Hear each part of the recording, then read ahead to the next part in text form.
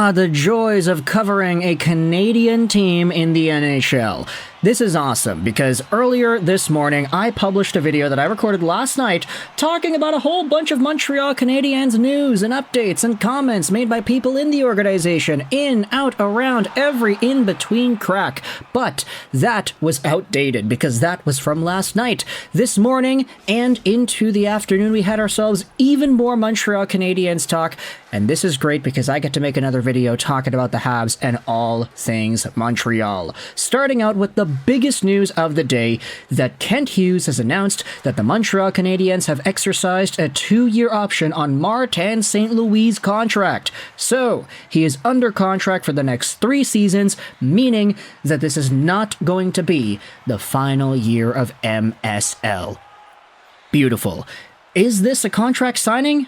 I mean, technically it's not based off of the language, but they're giving St. Louis the right to get 2 extra years on his contract. So let's just say, for the sake of making it simple, they signed him. He's coming back. Let's go, Martin St. Louis. He's very impressive. He's the right person for what we're doing here. And there's not a day that goes by where we're not happy with him.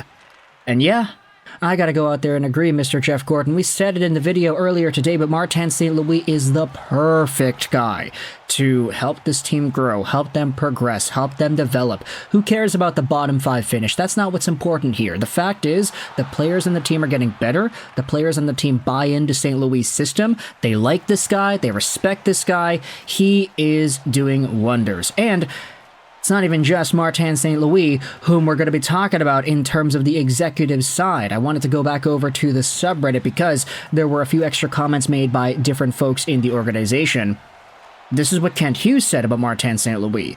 A few years ago, we were at a hockey camp and Marty spoke. He told these kids I wasn't the biggest, the fastest, or the most talented, but the one thing I did better than everybody else was get better.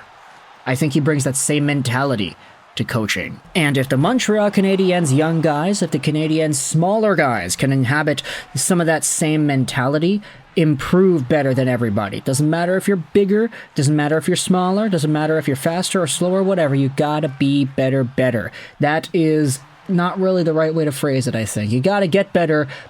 Yeah, that's the proper way to say it, is it not? Other comments here from Montreal Canadiens executives. Jeff Gorton also spoke out about St. Louis saying this: I think Montreal is going to be a place where players want to come play. I think we're hearing that more. I think Martin St. Louis is a really big part of that. So if St. Louis is going to incite some players on the free agent market to make their way over to Montreal, cough, maybe a former teammate of his and Steven Stamkos, yeah, that'd be pretty good. Let's go over to a few tweets and updates in regards to Jeff Gorton stuff, since we are on the topic of him. He shut down the rumors that he may leave the Montreal Canadiens for other opportunities.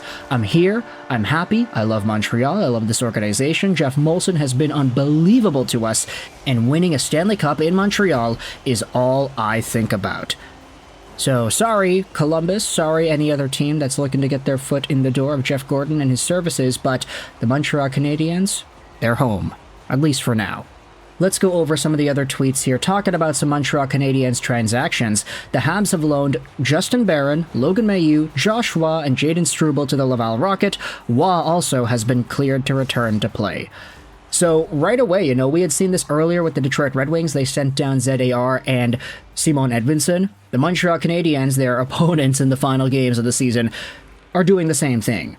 Whole bunch of defensemen, Struble, Mailloux, and Barron are all going down. Josh Waugh, superstar, stud, prospect forward, has been sent down too, and the good part is he's allowed to play, so the Laval Rocket are getting a huge boost to their D-Corps. That's 3 NHL guys, or at least I guess you could say NHL-capable guys, heading over to Laval and hoping to bolster up their postseason run. Josh Waugh, of course, is going to be a huge impact considering how many points he can produce. So the Laval Rocket are bolstering themselves up, but that's not all the news that we have. We have ourselves a few extra comments in regards to players that are on the regular Montreal Canadiens, starting out with Kent Hughes. He went out there and said that we should not expect a buyout this summer. Very interesting post. Why are you talking about this, Lego? Well, because when it comes to the one guy that I think a lot of Canadiens fans have been projecting as a potential buyout candidate, it is none other than Josh Anderson, who's been very disappointing this season. He's a $5.5 million AAV player till the end of 26-27, and this year Anderson had 20 points in 78 games. A really steep decline from his entire body of work with the Montreal Canadiens thus far. The Habs, Marc Bergevin, they tried to capitalize on Josh Anderson's 47-point in 82-game year where he had 27 goals in Columbus, but he has just not been able to do that in Montreal. And now, because he's signed on for such a long time at 5.5, he's now 29 years old, he's not getting any younger, there is a lot of concern as to what the future holds for Anderson. Hughes says we should not expect a buyout, but what does Anderson have to say about it? He says this, "At the end of the day, I don't really have any excuses for the way I played this year." Anderson says he has a lot of time to reflect on the season and has a lot of work to do in the summer to get back to the player he knows he can be next year.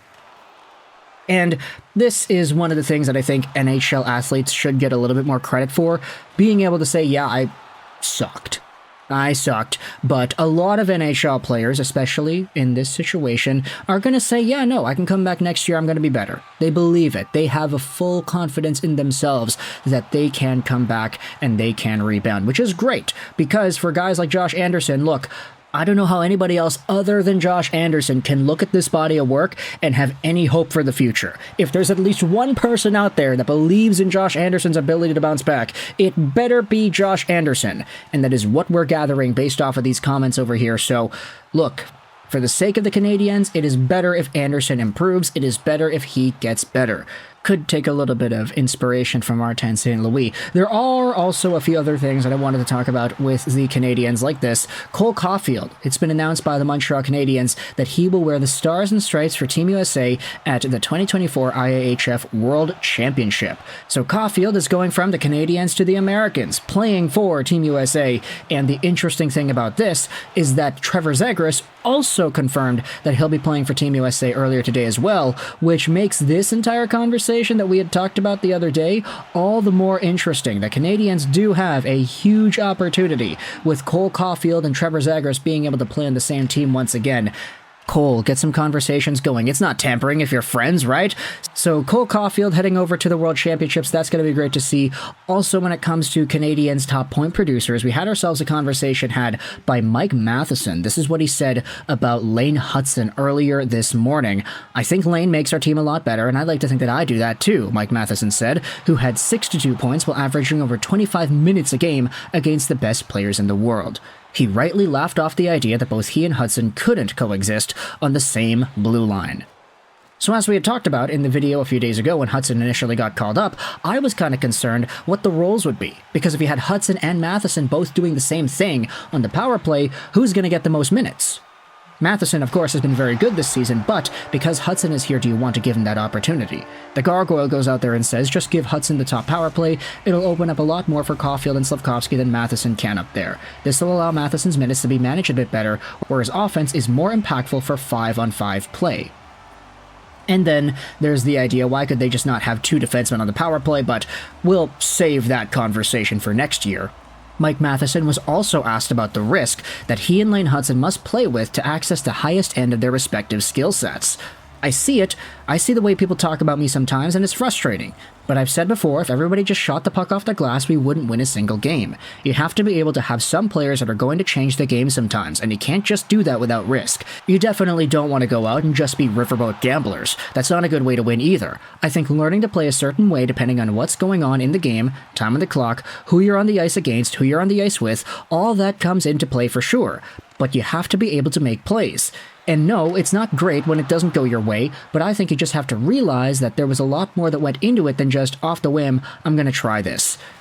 So that's a very philosophical kind of comment from Mike Matheson in regards to how he plays the game, how he risks certain opportunities. It's all calculated, it's all responding to the environment. Him and Lane Hutson play a very similar offensive style, so that is going to be something to keep out on as well in regards to next season and the risks that these guys will take.